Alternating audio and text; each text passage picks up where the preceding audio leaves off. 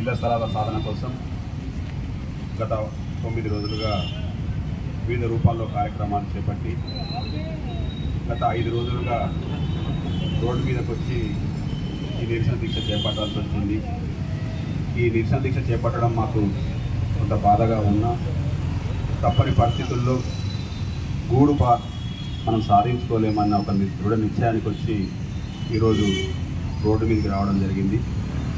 ఈ కార్యక్రమానికి తమ సంఘీభావం తెలిపేందుకు విచ్చేసిన మాజీ మంత్రివర్యులు, మాజీ పార్లమెంట్ సభ్యులు, ప్రస్తుత ఎమ్మెల్సీ శ్రీ ఎల్ రమణ గారికి, అలాగే చొప్పదండి మాజీ శాసనసభ్యులు శ్రీ శృంకే రవిశంకరన్న గారికి ప్రత్యేక ధన్యవాదాలు మా పాత్రికేయుల తరఫున తెలియజేస్తూ, మా సమస్యలు కనీసం గూడు కోసమైనా ప్రభుత్వాలు స్పందించాలి, మమ్మల్ని ఒక ఇంటివారి చేయాలి, సొంతికతలు నెరవేర్చాలని ఎన్నో రోజులుగా, ఎన్నో ఏళ్లుగా అధికారుల చుట్టూ, ప్రజాప్రతినిధుల చుట్టూ ప్రభుత్వం దృష్టికి తీసుకెళ్లిన మా సమస్య మాత్రం పరిష్కారం కాలేదు.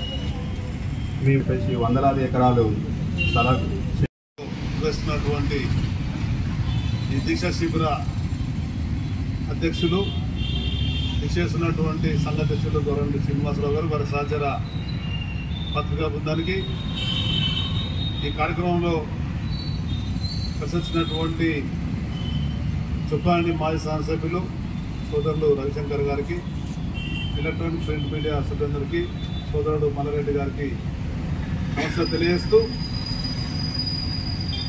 30 ఏళ్ళుగా ప్రజాప్రతినిధులను ప్రభుత్వాలను కలుస్తున్నాము, మా పని కాలేదంటే అందులో నాకు కూడా బాధ్యత ఉందని చెప్పని మీకు మనం చేస్తున్నాను. కానీ దురదృష్టవశాత్తు నేను 20 ఏళ్ళుగా ప్రతిపక్షంలోనే ఉన్నా. ప్రతిపక్షంలో ఉన్నా కానీ మధ్యలో బీఆర్ఎస్ పార్టీ చేరిన తర్వాత నేటి ఎమ్మెల్యే, ఇంతకుముందు ఉన్న ఎమ్మెల్యే సంజయ్ కుమార్ గారికి స్వయంగా చెప్పడం జరిగింది, విలేకరికి ఇచ్చినటువంటి హామీ నిలబెట్టుకోవాలని చెప్పని. దానికి అనుగుణంగా మాజీ మంత్రివర్యులు పొప్పులీశ్వర గారికి, కురుట్ల ఎమ్మెల్యే గారికి తప్పనిసరి చేస్తున్నటువంటి మాట కూడా వాళ్ళు ఇచ్చారు. కానీ అది ఏ కారణం వలనో అది కాలేకపోయింది. మరి మీ అదృష్టం దురదృష్టమో కానీ ఇప్పుడు మాత్రం మన ఎమ్మెల్యే అధికార ప్రభుత్వంకి వెళ్ళింది అని చెప్పేటువంటి మాట కూడా, నేను డెవలప్మెంట్ కోసమే పోయినా అని చెప్పేటువంటి మాట చెప్పిండు. ఒకవేళ డెవలప్మెంట్ కోసమే పోయినట్టయితే సంజయ్ గారిని ఇవాళ ఈ వేదిక ద్వారా నేను విజ్ఞప్తి చేస్తున్నా, మొట్టమొదలుగా నువ్వు ఇచ్చిన హామీకి అనుగుణంగా జగిత్యాల జర్నలిస్టులకు ధరుడు క్యాంపులో 4.5 ఎకరాలు వెంటనే కేటాయింపు చేయాలా, ప్రభుత్వంతో ఇప్పించాలి. నా సహచర మిత్రుడైనటువంటి రేవంత్ రెడ్డి గారు ముఖ్యమంత్రి అయిన తర్వాత నేటి వరకు కూడా నేను కలవలేకపోయినా. కానీ ఇవాళ మాత్రం నేను అందరి ముందు చెప్పేది, మీ కొరకు అటు సంజయ్ గారితో కానీ జీవన్ రెడ్డి గారితో కానీ కలుస్తామంటే రేవంత్ రెడ్డి గారి దగ్గరికి వెళ్ళి కలవడానికి కూడా నేను ముందు ఉంటానని చెప్పని. ఎందుకంటే మీతో కలిసి పైస అనుభవం ఉంది. సోదరు రవిశంకర్ గారు చెప్పినట్టుగా ప్రజా జీవితంలో ఉన్నటువంటి వాళ్ళం, ప్రజా సమస్యల పరిస్థితి నిరంతరం పాటుపడుతున్నటువంటి వాళ్ళం. అందులో భాగమైనటువంటి మీరు, మేమైతే రాజకీయ రంగంలో, మీరు పత్రికా రంగంలో ఉన్నారు. ప్రజాస్వామ్యంలో అత్యంత ప్రాధాన్యత కలిగినటువంటి 4th ఎస్టేట్గా ఉండేటువంటి పత్రికా రంగం. ఆ పత్రికా రంగానికి ఎందుకంటే మీరు ప్రజల సమస్యలు తీసుకెళ్ళి నిరంతరం, వాస్తవంగా ఈ దేశంలో ఏ విధంగా అయితే సైనికులు కానీ పోలీసులు కానీ నిరంతరం అప్రమత్తంగా ఉండనో, పోటీతత్వంలో కూడా మీరు కూడా నిరంతరం అప్రమత్తం ఉండేటువంటి జాబ్ మీది. అర్ధరాత్రి అపరాత్రి అయినా అది ప్రమాదమే కానీ, దుర్ఘటనే కానీ, సంఘటననే కానీ ఏదైనా అయితే వెనుకంటనే ఆ వార్తను సేకరించాలా, బయట సమాజాన్ని తెలియజేయాలా, ప్రభుత్వం తీసుకెళ్లాలా, ప్రభుత్వం తీసుకెళ్లి ఆ సమస్య పరిష్కారం కొరకు మీరు దోహదపడేటువంటి వాళ్ళు. తెలిసిన వరకు కొందరు సోదరులు ప్రాణులు కోల్పోయేటువంటి పరిస్థితి ఉంది. వరదల ప్రాణులు కూడా కోల్పోయేటువంటి పరిస్థితి. అదేవిధంగా లక్ష్మణ్ ఒక చిన్నారి బాబుకు అన్యాయం జరిగితే ఆయన షూట్ చేసినందుకు అనుగుణంగా సీఎం సస్పెండ్ అయినటువంటి పరిస్థితి. ఇస్తా, మీ సమస్య పరిష్కారం చేయాలని చెప్పని. దానికి తోడుగా డాక్టర్ సంజయ్ గారు కూడా నేను ఫోన్లో మాట్లాడి చెప్తాను. మనకి ఇచ్చిన మాటకు అనుగుణంగా ఈ మద్దతు తెలిపినందుకు, మా సమస్య పరిష్కారంలో పాల్పంచుకుంటానని మాట ఇచ్చినందుకు మా పార్టీకి తరఫున పేరు పేరున ధన్యవాదాలు తెలియజేస్తున్నాను సార్.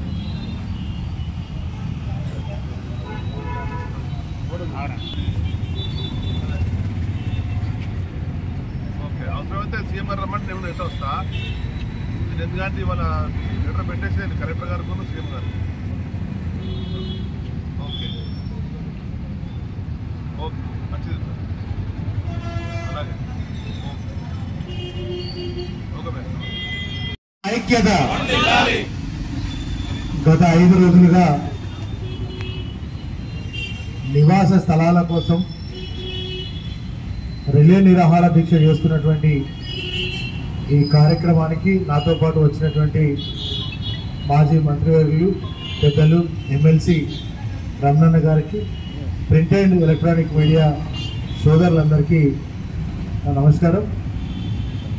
ఇవాళ నిజంగా మా నియోజకవర్గంలో జగిత్యాల జిల్లా తప్ప కరీంనగర్ జిల్లా, రాజన్న సిరిసిల్ల జిల్లాలో విలేకరులందరికీ కూడా స్థలాలు ఇచ్చేసి బ్రహ్మాండంగా నేను గెలిచిన నెల రోజుల లోపే రాజన్న సిరిసిల్ల జిల్లాల కేటీఆర్ గారి నేతృత్వంలో వెంటనే బోయినపల్లి మండలంలో ఉన్నటువంటి విలేకరులందరూ కూడా చేసింది.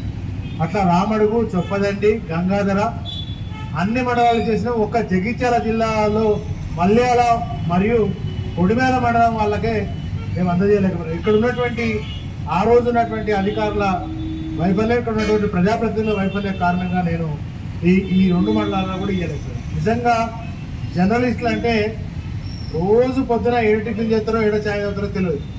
కడు పేదరికంలో ఉన్నటువంటి వాళ్ళకు ఒక జీని ఈ ప్రజాసేవ చేయాలి, ఎట్లయితే రాజకీయ నాయకులు ప్రజాసేవ చేయాలంటుందో జర్నలిస్టులకు కూడా ఒక మంచిని ప్రజలకు అందించాలనే సంకల్పంతో చేస్తే తప్ప దీన్ని ఎవరు కూడా లక్షలాధికారులు, కోటీశ్వరులు ఎవరు కూడా ఉంటారు.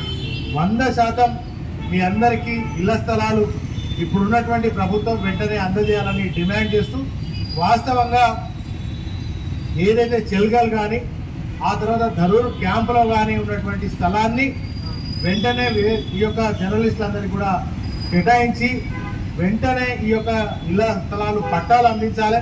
అదేవిధంగా మరి ఈ యొక్క డబుల్ బెడ్రూమ్స్ ఏదైతే ఉన్నాయో ఆ స్కీమ్ కింద కూడా ప్రతి ఒక్కరు కూడా ఇల్లు కూడా ఇవ్వాలని చెప్పి నేను డిమాండ్ చేస్తా ఉన్నా. గతంలో కలెక్టర్ పట్టణ కేంద్రంలో